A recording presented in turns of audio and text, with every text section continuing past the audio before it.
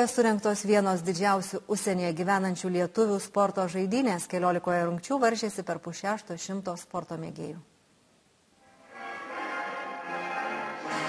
Daugiau kaip 500 Belgijoje ir Liuksemburge gyvenančių lietuvių sukvietusios sporto žaidynės Briuselyje rengiamos 7. kartą. Pasak organizatorių, šiemet užsiregistravo rekordinis skaičius sportininkų.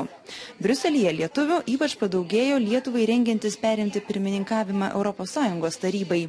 Čia jų gyvena per kelis tūkstančius, dauguma jų dirba Lietuvos diplomatinėse atstovybėse prie NATO ir ES.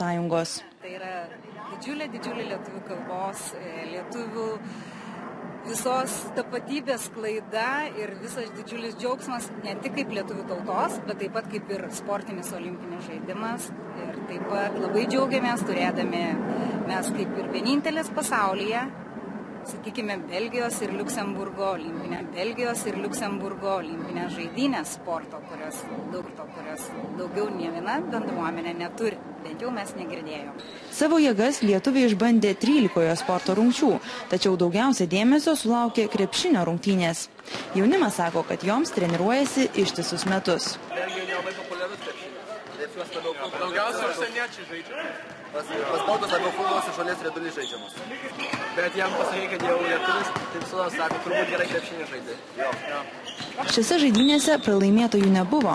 Žaidėjams išdalyti diplomai, medaliai ir specialiai iš Lietuvos atvežti prizai, pavyzdžiui, lietuviškas šokoladas.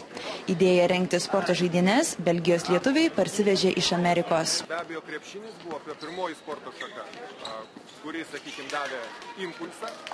Tada atsirado žmonių žaidžiančių badmintoną, žaidžiančių lauko tenisą, žaidžiančių stalo tenisą. Ir pabandėm pirmą kartą visi susivienyti ir susirinkti kartu, pabandyti pakonkuruoti ir pasidžiaugti tiesiog tuo buvimu kartu. NATO sporto centre vykstančios žaidynės yra didžiausias Belgijos lietuvių bendruomenės organizuojamas renginys. Ateityje Briuselio lietuviai į savo sporto šventę tikisi pakviesti tautiečių ne tik iš Liuksemburgo, bet ir iš Olandijos.